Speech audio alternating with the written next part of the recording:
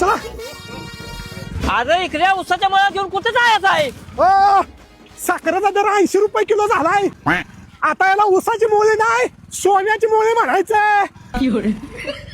चला, महागाईच्या काळात शेतकऱ्यांना आणल्या स्वस्तातली साखर. स्वस्तातली साखर पोरणो कसा रे ऊस? घ्या, फक्त 50 रुपयाला एक ऊस आहे. एवढा मग? अरे 80 रुपयाला एवढी साखर येत्या. आम्ही 50 ला ह्यो मोठा ऊस घेतोय.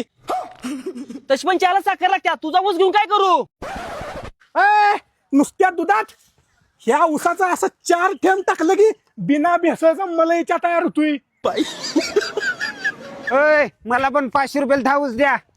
तुम्ही ऊस नोंद करताय ते स्लिप बॉय आहे ना का? आता ओळखलं वाटतं, मग 2-3 ऊस ज्यादा द्या की. तुम्हाला ऊस नाही, लाल होस्तोर 2-3 फटके द्यायला पाहिजे ती.